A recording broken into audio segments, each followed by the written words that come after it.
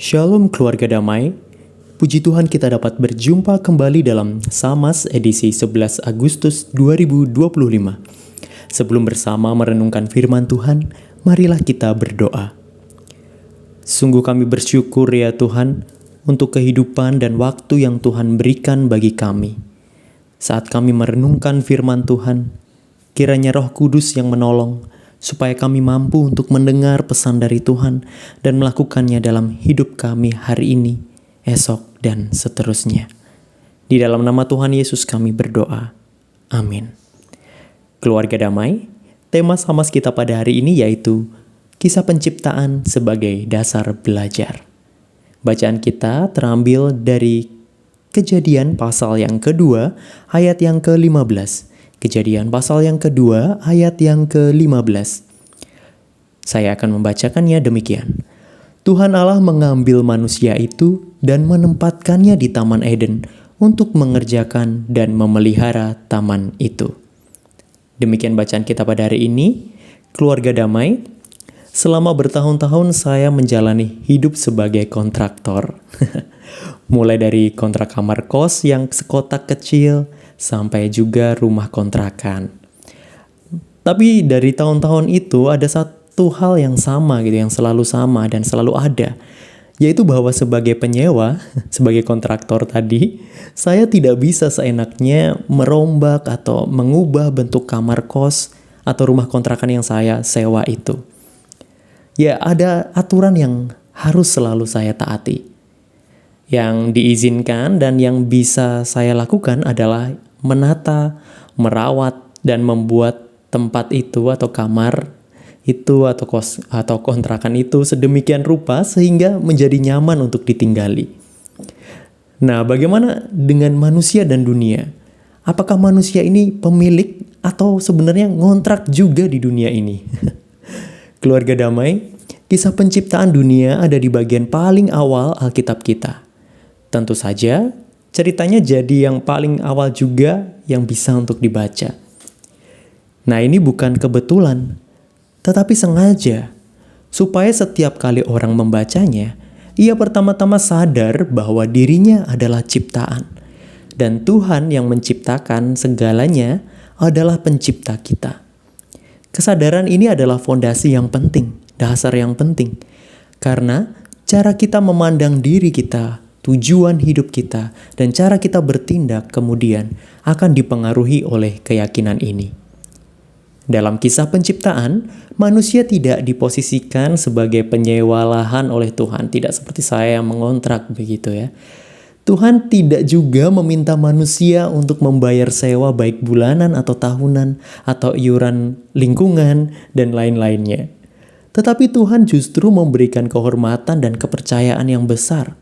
Seperti ayat yang sudah kita baca tadi dalam Kejadian pasal 2 ayat yang ke-15, dituliskan tentang Tuhan yang mengambil dan meletakkan manusia dalam taman untuk mengerjakan dan memeliharanya.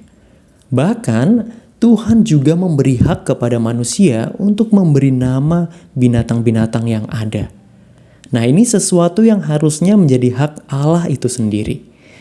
Tetapi Allah mempercayakan itu kepada manusia.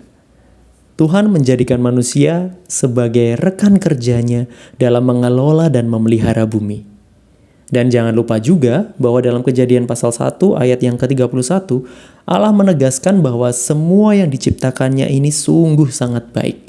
Jadi bukan hanya manusia saja yang sangat baik, tetapi semua ciptaan dilihat Allah sangat baik. Keluarga damai, tanpa kesadaran bahwa kita ini rekan kerja Tuhan, rekan kerja Allah, manusia bisa saja mudah terlena. Manusia menggunakan ilmu pengetahuan dan kemampuannya untuk menguras bumi, memanfaatkannya demi kesenangan pribadi, dan melupakan tanggung jawab yang sesungguhnya. Bukannya mengelola, tapi malah dibalik nama kepemilikannya. Dunia seolah jadi milik sendiri, bukan milik Tuhan lagi.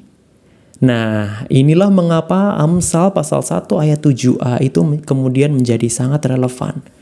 Yaitu bahwa takut akan Tuhan adalah permulaan pengetahuan. Takut akan Tuhan tentu saja bukan rasa takut yang membuat kita ingin lari dan sembunyi, melainkan penghormatan yang mendalam kepada Allah sebagai pencipta kita dan pencipta dunia ini. Penghormatan ini harus menjadi dasar bagi segala pengetahuan yang kita miliki.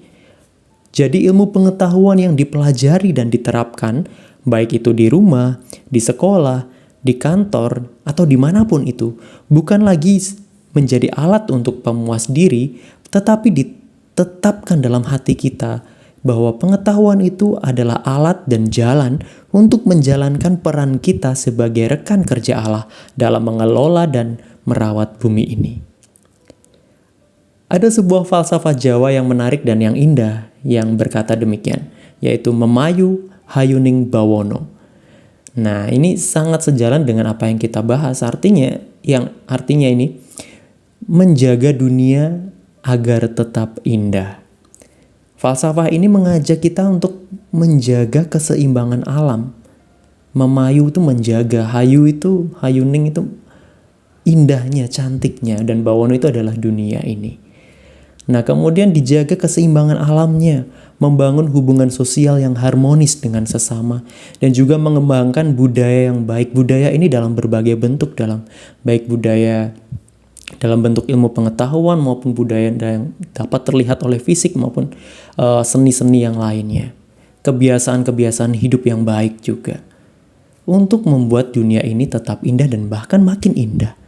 Keluarga damai, sebagai orang tua, sebagai guru, sebagai pemimpin, atau sebagai siapapun kita, marilah kita jadikan kisah penciptaan ini sebagai landasan utama dalam kita mengajar dan bertindak.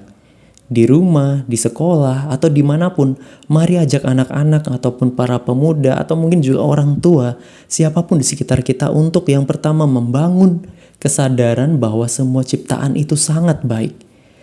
Marilah kita kenalkan kepada mereka bahwa semua ciptaan itu punya keunikan dan keindahan supaya mereka belajar mengasihi. Kita belajar sama-sama bukan merusak tapi menjaga dan mengasihi yang berbeda itu. Kemudian yang kedua, menyadari bahwa semua ciptaan itu saling terhubung. Mari kita tanamkan pemahaman bahwa setiap tindakan kita itu bisa mempengaruhi seluruh ciptaan yang lain. Kemudian yang ketiga, memunculkan kepekaan terhadap ciptaan yang lain. Mari kita bersama-sama saling mendorong untuk menggunakan ilmu dan talenta yang kita miliki, yang mereka miliki, untuk membawa kebaikan dan pemulihan bagi seluruh ciptaan. Mari kita bersama-sama menjadikan dunia ciptaan Tuhan ini makin indah dengan pengetahuan dan tindakan kita. Mari kita berdoa. Ya Tuhan, kami bersyukur untuk karya kasih Tuhan yang terwujud dalam segala ciptaan. Tuhan kiranya menolong kami untuk mengembangkan dan memakai pengetahuan kami ini untuk mengerjakan tugas kami sebagai rekan kerja Allah. Bantu kami juga untuk bisa menginspirasi dan mengajak siapapun di sekitar kami untuk memperindah dunia yang Tuhan jadikan ini. Di dalam nama Tuhan Yesus kami memohon. Amin. Keluarga damai, demikian sama kita pada hari ini. Selamat menjalani dan mengabarkan tugas kita sebagai rekan kerja Allah di dunia. Tuhan memberkati. Amin.